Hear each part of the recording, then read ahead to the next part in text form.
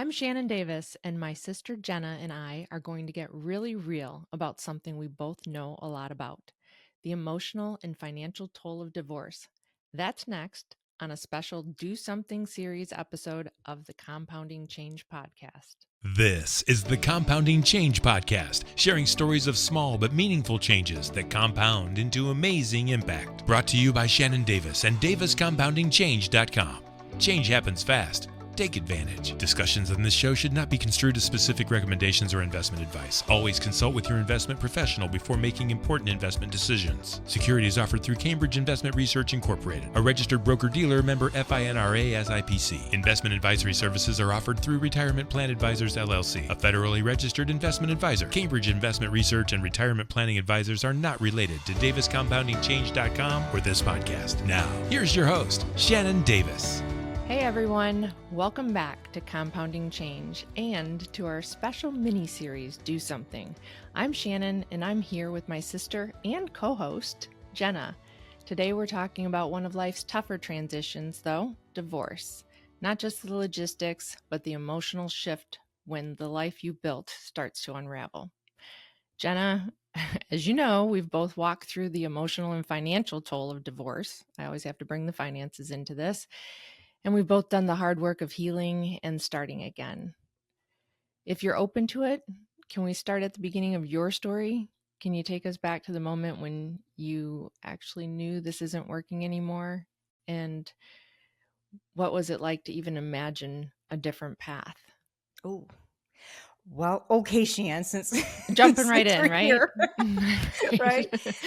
So, yeah, if I take go back, and this was now by now, it was many years ago, but it's funny how some things can still just be so resonant in your mind. Like it just feels like it was such a short time ago. Mm-hmm. I will say this, that that moment when I realized like this isn't working or this isn't the path I want to be on, it wasn't necessarily like all of a sudden. It was really kind of like the layers were building up. And what was happening for me in that relationship that was not healthy was that it was both emotionally and physically abusive. Now, that might sound like, well, gosh, that's like a wake up call. Like you would not know this right away. But what happens when you're in a relationship like that is that it's not like that all the time. And there is this hope, and I had this hope that it would get better. And sometimes, when I looked ahead, there were moments where it seemed like things were improving in the relationship, and there'd be a few moments of calm, but it really never lasted. And I do think that that is probably the hardest part of being in a relationship like that for anybody, is when you're going through something like that, you get caught in the cycle of maybe it'll change or I can manage this. But meanwhile, at least for me, my sense of self was slowly eroding. Yeah, definitely. That there's a cycle of hope and then disappointment. It can be exhausting. Oh my gosh, yeah, it really was, because what happened is that over time, I started to isolate from friends and from family, and Mm-hmm. I was really like emotionally depleted. So how that showed up for me was, I would always say, I hit a wall, and I would just feel my, like, honestly, like all my entire body would just want to collapse into bed, and I would sometimes like stay in bed for the whole day because I did not have the strength or energy to get up. And that's what really told me like my nervous system was maxed out. Mm-hmm. And through all of that, like that toll and that exhaustion, I think, if we go back to like, so when did I notice it? Even though there were a lot of little layers and moments that were kind of all adding up to it, what stands out for me was this one moment coming home from work, and we're doing bills or whatnot. And I realized that $30,000 of our investments Mm-hmm. had been gambled away in the stock market. And I say gambled away because it wasn't a long-term investment strategy that my ex wanted. He really wanted to find some quick money. Mm-hmm. So to me, it felt like gambling. But when I looked at that, then coupled with like how strained things were getting or were at that point with, just my relationship with mom and dad, and all of that, then at that point probably culminated in like this moment where I kind of had to stop and think like, is this really the life that I want? And my answer was no. right? It really Mm-hmm. felt like somebody else was steering. And that's kind of like at some point, somewhere in my mind, I was like, nope, I need to put my hands back on the wheel. Mm-hmm. Insert the song, right? Yeah. Jesus, take the wheel. Yes. Yeah, Right. I've heard parts of your story before, of course. I mean, we've talked for years about it. We were dealing with stuff, at the same time and at different Yeah. times, but hearing it all together, it not only brings back the memory of all that you went through, but it just hits a little differently hearing it again. So what stands out though is how clearly you can name everything now. I mean, obviously hindsight, right? 2020, but I Yeah. imagine at the time nothing felt clear at all. Yeah. Um, so I mean, I saw you as capable and grounded in so many areas of life, yet you can feel lost in your own home. Um, so that part definitely resonates. So can we stay with that for just a moment though? That kind of, you were in a fog, right? Mhm. Emotional exhaustion, the second guessing. How did you even begin to find your voice, or like find your way back to your own judgment? Oh, right. Yeah. And again, it's looking back, it sounds like it's a really clear line in the story, Right. but I just always want to put like this little asterisk next to things that I'll say is like, I can talk about it now in this way because I've had that time and space to really reflect on what was happening in that journey. Um, what I can share, what was really clear is you're right. It was kind of like walking through a bit of a daze or a haze. And I was doubting myself constantly. I think that goes back to, well, things will get better. Am I making too much out of this right now? Mm-hmm. Just all of that really starts to affect your judgment, your decision making. But the journey for healing and the journey to kind of get back onto my path and take that wheel back was the small steps, right? It's like taking some of those small steps and telling myself like the truth of like what was really happening. I remember at one point during the separation, the divorce period in that timeline, I opened up to my manager and said like basically like here's what I'm going through. I mean not like in granular detail, but Right. overall like I'm going through a divorce. It's going to be pretty rocky. However, I also know here in my role in this job, I am committed and I always want to be at 100% as much as possible. And I brought that up to her because I didn't want special treatment. I just wanted to be honest. And that's part of just voicing what was going on for me in a way that was appropriate for that relationship and that situation. And I also invited her to just like, hey, if I'm not showing up at 100%, if you see my performance slipping, let me know. And the reason for that was besides like not really wanting any special treatment, I didn't want to be treated like I was fragile. Mm. Right? I really wanted support. I didn't want to be pitied. Right.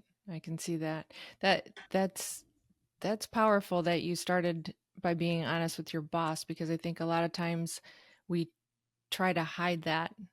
We don't want to be judged. We don't want somebody to think we can't hack it. But that kind of Mhm. clarity and setting boundaries while still showing up with accountability, that's not easy. And I'm sure you look back and think, wow, I had it together. But I mean, that really says a lot about your strength. Oh, It sounds thanks. like that was a moment of a bigger shift, maybe being able to be honest with Mhm. somebody. And, like you said, things might have been a little rocky with mom and dad or whatever. There's stuff that I know Yeah. that you did not share with me. There was a lot you did, but Yeah. you slowly through all that started to reclaim your voice. Mhm. Um, that honesty at work would create space for more honesty in maybe other areas of your life, like you just broke free, right? and Yeah. uh and so what ultimately started to change after that, like once you let that truth in? Ooh. Right. Yeah. It was about reclaiming my voice in many ways. And when I really started to admit like what was going on and I began to open up to people I had kind of shut out, and not shut out because I was upset with them, but it's more like the shame and not wanting people to see that I didn't have it all together, or like this part of my life felt like it was in complete shambles. Mm-hmm. Right. And that's talking to you more and sharing more of what was going on. It's really being honest with mom and dad, and some of our cousins who are just like our sisters, Mm-hmm. sharing with them and getting their support, because I think when I started to share some stuff, even though there were elements where people knew like things aren't exactly right, like you always think you can hide stuff, but you can't. Uh, that they're like, oh, that makes more sense. Or like, oh my gosh, I didn't realize like that's what you were dealing with. Right. And, it was really about that. And speaking more about it was, for me, it was like releasing some of that shame that I was holding on to. And that's when I felt the shift, right? Like the more I told the truth, the more that shame started to loosen its grip. And, it wasn't instant. It didn't just like happen in one conversation, but I did begin to feel like this sort of weight lifting from me. And I think part of that shifting for me was, it was talking about it, but one was talking about to release what was feeling like the weight of shame. The other part then had to be like, so who am I now? Mm-hmm. And I think for me, it was one of the most grounding things I did during that time was write affirmations.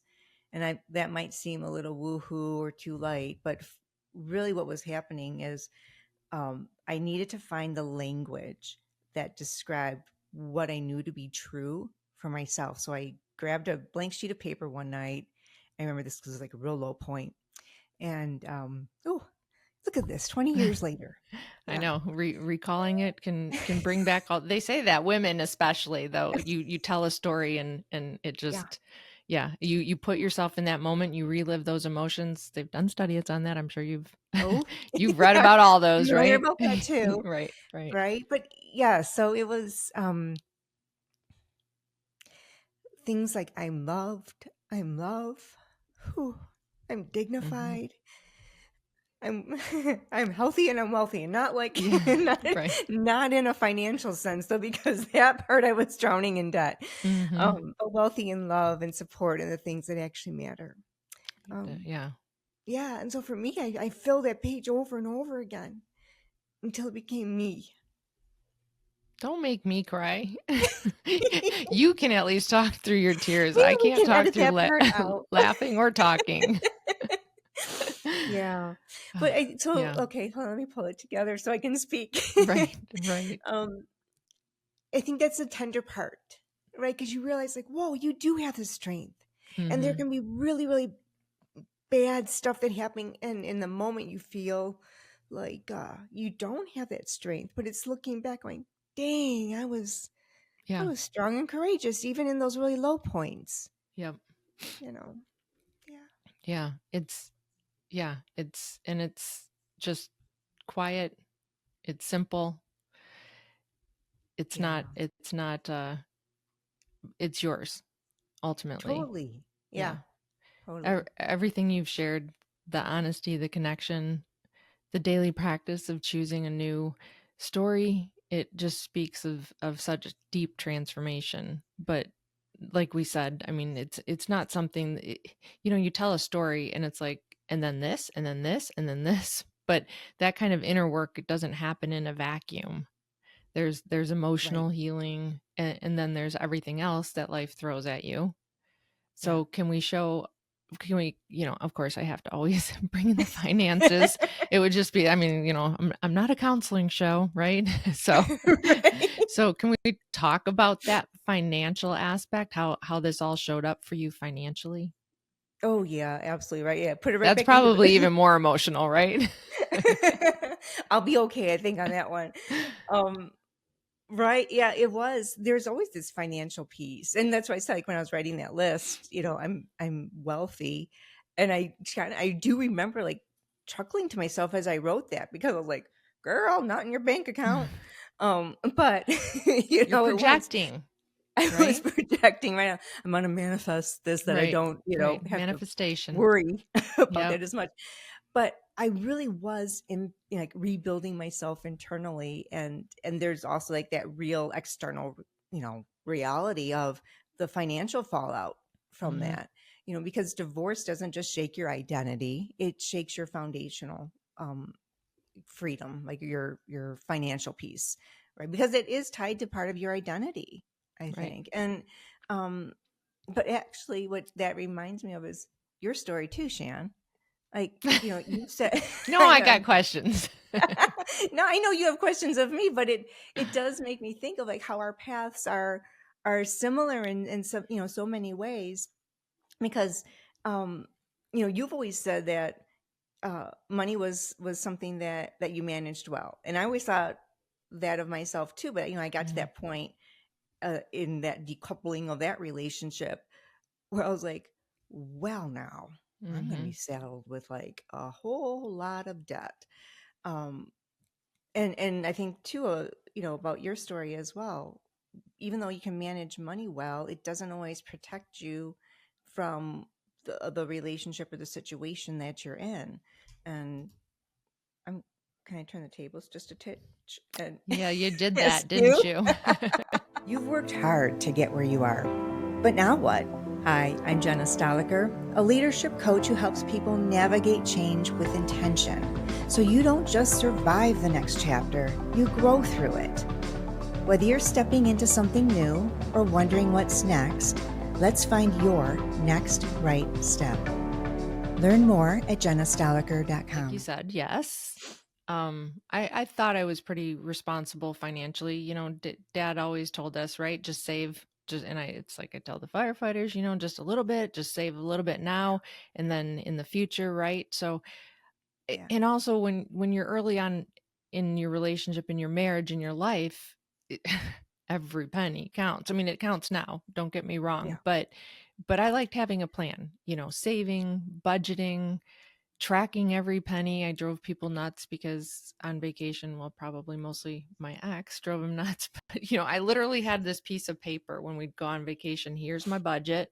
And every time we went to dinner, it's like 52.76 and I deduct it from it was ridiculous. But when you're living on, I literally have to live on a budget. That gave me a sense of stability. Like I was doing something right, even when life felt a little chaotic. Mhm. But as much as I felt like we were on the same page when we got married, I think essentially we are, but everybody's got their different relationships or approaches to money.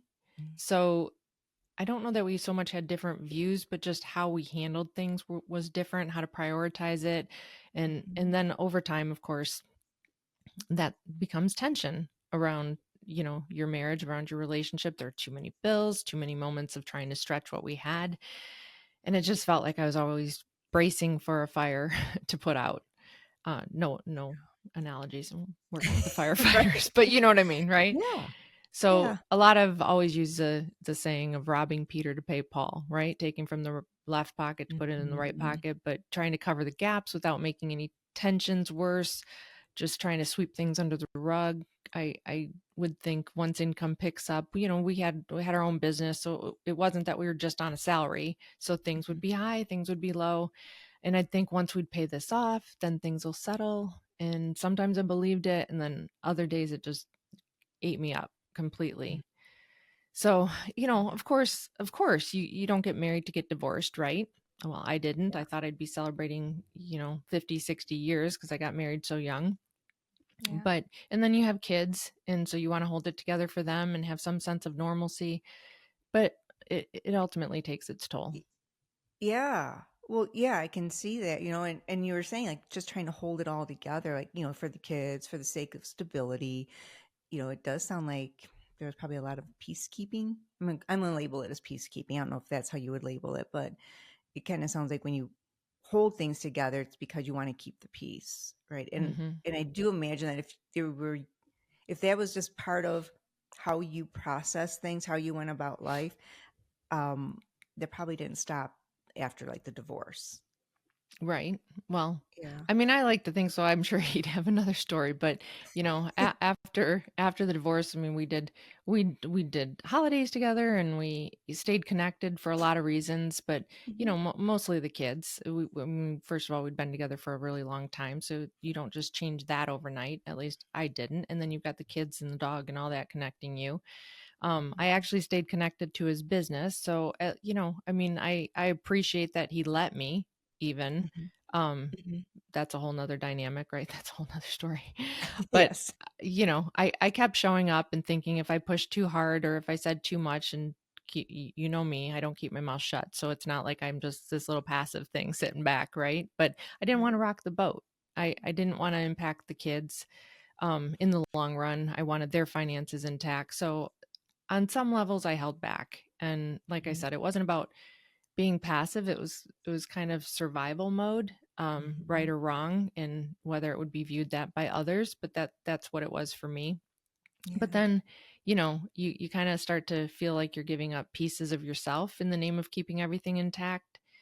And then for a while after that, I just kind of shut down emotionally when it came to money.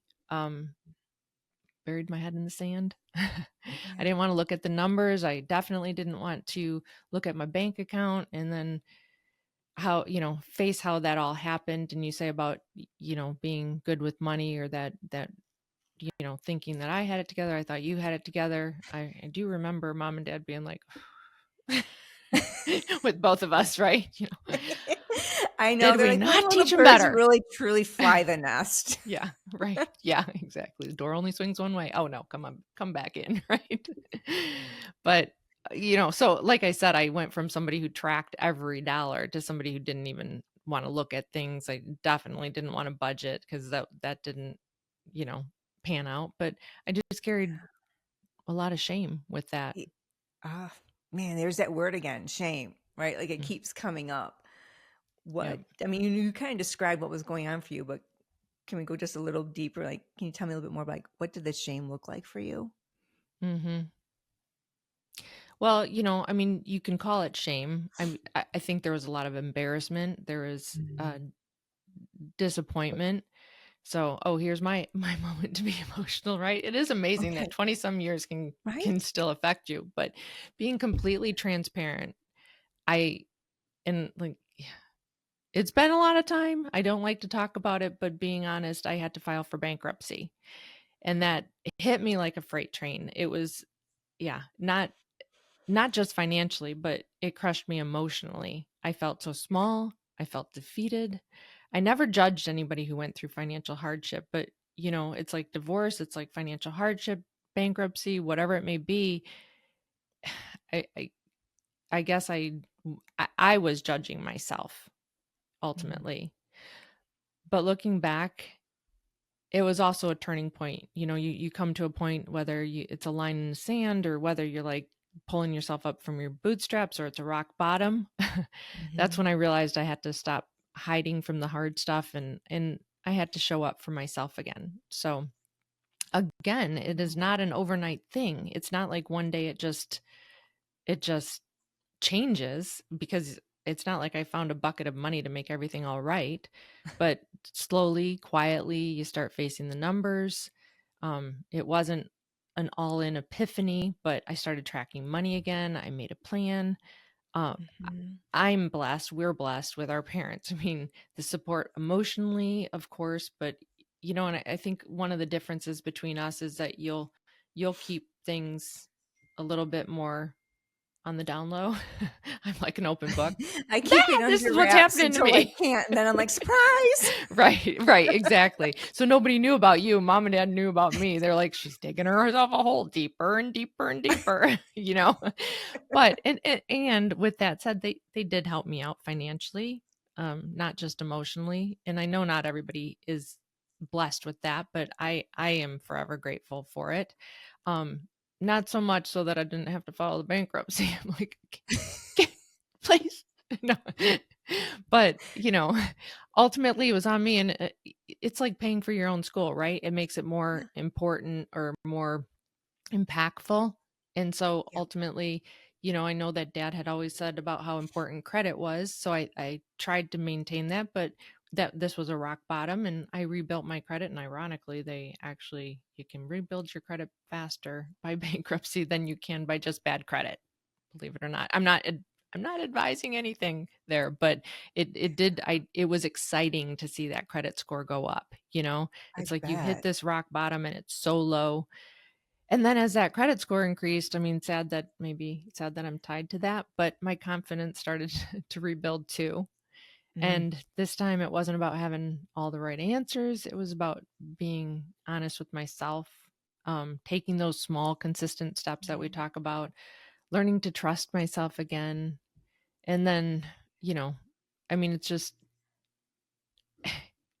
Dave Ramsey has a bankruptcy in his history, and that's what kind of formed him. And I'm not even starting to compare myself to him, but I like to think that I'm helping people, right? And so jumping ahead in my story, that's a lot what led me to financial advising, because I know a lot of people deal with that stuff, and I didn't want anyone else to feel as alone or overwhelmed as I did in those moments. And I hear so many people say I'm not good with money, or I don't understand this stuff, and I don't want that. I want them to have a resource, somebody to Yeah. talk to that's been there. So now I get to Yeah. help people find clarity and confidence in their own financial lives, and it's kind of like full circle healing. Oh, it really is. And thank you so much for sharing your story. And I know it, there's that part of, and I don't know if it's shame. I mean, shame seems like a really heavy word sometimes, but there's things that we don't really want to publicize. Mm-hmm. And I just really appreciate you sharing that story, especially given that you're in the financial arena. However, I also think it's super important that you do or that you just now shared some of that is I think it makes you even more wise in understanding how the finances work, Mm-hmm. how like the emotional toll it can take, and I think that's an important distinction is when you connect your story and your experiences to your expertise, because sometimes I think in the financial arena in particular, we're thinking it's just about the numbers. What does my Mm-hmm. bank account say? What do I have coming in per month? And it's just the numbers, and it's really not just the numbers. It's about the story behind them. Mm-hmm. Yeah. And what I just really, really love about your journey is that you didn't let some of that emotional drag pull you down. It Mm-hmm. didn't stop you, right? Like you use that as momentum, as your fuel to move forward and beyond that story and build a new foundation. And now you help people do the same. Yeah. Well, thanks. I think it's funny. I was thinking about it this morning. There's so much, like when you start to tell your story or I tell my story, or there was something on the radio that I was listening to, and something that somebody survived. And there's just so much, and you can only sum it up. And obviously we went through it fairly quickly, so it seems like it just went boom, boom, boom, but Hmm. it didn't. And there's a lot of emotions in there. And I'd also like to point out, though, that our stories are literally our versions, our realities, how we felt, how we progressed. And I mean, I don't think my ex wants me to interview him, but I mean, I at this point, I mean, 20 years, well, I don't know how many years later, but we're going on a lot of years here, right? 2000, Yeah. holy cow. Yeah. Anyway, but they'd have their own stories, and through their eyes, their experiences, their emotions. And I just think it's interesting to hear people's take on things, and everybody's life experience can help somebody, right? Yeah. So whether you're in the thick of a divorce, or you're carrying the emotional and financial weight of a separation or divorce years later, just know that there's no perfect way to navigate it. There isn't one Yeah. right way to do this, but there is a way forward. But you don't have to walk it alone. Mm. So true, right? And I think, and that's in our conversations, what we've been talking about is like these small steps, being very intentional. Is kind of what brought us together to have conversations like what we're having today is um, it is forward movement isn't one big leap. It is the small intentional step. And when we said, maybe we should talk about this, maybe you Right. should interview me, or we should do this Right. podcast thing. We said, but we also just don't need to tell our story. I think what we really want to do is end every episode with an invitation to do something, Mm-hmm. right? Something that you can do today to reconnect with like your own agency so that you can move forward, so you can begin again. Yeah, and it's definitely not an overnight recovery. So, I mean, and even if we've talked about this, even if one person, if we're that accountability person or tool or whatever, you don't even have to tell anybody. But sometimes when you put it out there, it helps you. So, Yeah. repairing your heart, your emotions, your financial situation, all of that takes time and takes work. So, what thoughts do you have on that, Jenna? okay, so I approach things not necessarily always from the financial side, because my Right. bailiwick is like dealing We with the look at things emotions, differently, right? right? Yeah. So I would recommend write down 3 beliefs that you carry about yourself. That's where I would say I would start. Just write those down and then ask yourself, are these still true? Right? Or are they just old stories that are ready to be released? Mm. That's, I think, where I would start. If you want to take it a little further, because I always like to put in like a stretch challenge, Extra homework. because this is within the compounding change, podcast. Right. I think it'd be important to say that stretch challenge would be something financial. So I would say take one financial action, like big or small, that supports your independence, right? So that could look like sitting down and trying to make a fresh budget, right? If that feels too hard, maybe it's checking what your credit score is. Or if that doesn't even feel like, oh my gosh, I don't even want to do that, why don't you reach out to a financial consultant and or advisor, right? Call Shannon Davis, Right. and schedule some time to talk through something, so that the scary doesn't seem so scary, and that you do find your support. Yeah, definitely. And if you do something, share it. Tag us or use hashtag compounding change challenge. Your story might be the exact spark someone else needs. Yeah. And speaking of sparks, I think next time we're going to dive into what it means to rebuild self-trust, because like you said, we just started our story. We kind of did it in a really segmented, succinct sort of way. So let's dive in a little deeper into rebuilding self-trust, especially when there's been some sort of a major life change or a heartbreak. Okay. And then again, it's not about like finding the one. So this isn't like, a love, whatever. Love Connection. Remember watching that? Oh my gosh, Love Connection from years ago, right? Right. So yeah, this isn't going to be about finding the one, but I think, what we had said would be really interesting to talk about is like, how do you connect with yourself? Like, how do you Right. rebuild or connect with your voice, your values, your center? Okay. Well, Yeah. and let's be honest, learning to trust yourself again can often be the hardest part. But that's also where the real change starts. That's where you begin to rebuild. So you won't want to miss it. If this episode resonated with you, be sure to share it with someone who needs to hear it. And don't forget to subscribe, like, or follow so you don't miss what's coming next. We'll see you next time. This has been the Compounding Change Podcast with Shannon Davis. If you are a firefighter or first responder, you know that change happens fast. Life changes, finance changes, compounding change. Shannon Davis is a certified retirement counselor who understands the needs of Ohio Association of Professional Firefighters members. Click on daviscompoundingchange.com to learn more. Discussions in this show should not be construed as specific recommendations or investment advice. Always consult with your investment professional before making important investment decisions. Securities offered through Cambridge Investment Research Incorporated, a registered broker-dealer member FINRA SIPC. Investment advisory services are offered through Retirement Plan Advisors LLC, a federally registered investment advisor. Cambridge Investment Research and Retirement Planning Advisors are not related to daviscompoundingchange.com or this podcast. Please note that investment involves risk and no statements made in this recording are indicative of future performance. The Compounding Change Podcast is brought to you by Shannon Davis.